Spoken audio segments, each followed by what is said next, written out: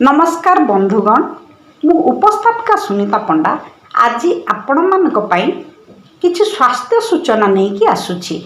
आमे प्राय अधिकांश लोक आम बारी बगीचारे विभिन्न प्रकार फूल गछ, फल गछ, परिबा एवं किछि किछि लोक मध्य निज बारी बगीचारे किछि औषधीय वृक्ष मध्य लगाई थांती।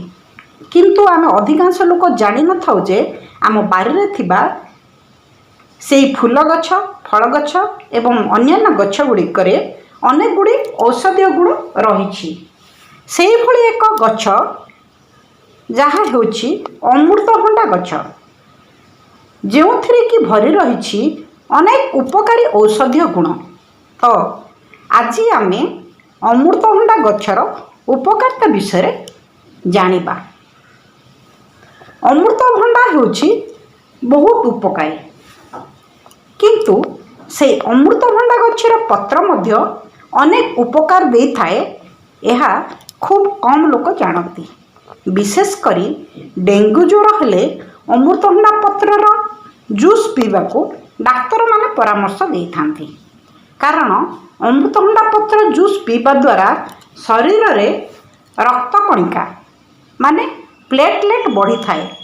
हेले एसबु बाद अमृतभंडा पत्र रे जे आहुरी अनेक औषधीय गुण रही ताहा बोध हुए समस्त को जड़ा नथिबो।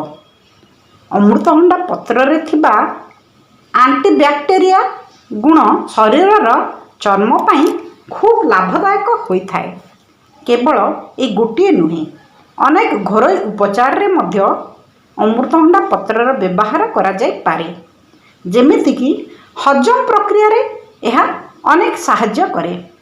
अमृतभंडा पत्रर जूस प्रत्येक दिन पीवा द्वारा पेट जनित समस्या मुक्ति मिली थाए।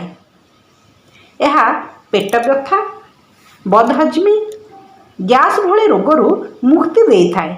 अमृतभंडा पत्र प्रोटीन को हजम करिबारे मध्य सहाय्य करिथाए।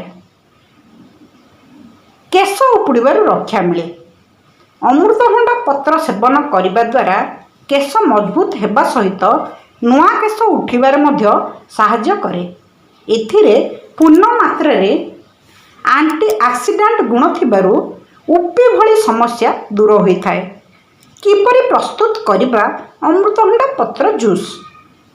एथिपाई अमृतभंडा पत्र नहीं सेथिरे आवश्यक परिमाण रो पानी मिसाई भल करी ताको ग्राइंडिंग करिबा एवं जूस प्रस्तुत करिबा। एहा परे सेथिरे स्वाद अनुसार लुण एवं चीनी मिसाई एहाकू पीबा। एतिकी आमे करिले आमर अनेक गुड़े स्वास्थ्यगत समस्या दूर होई परिबो। रहुछि, नमस्कार।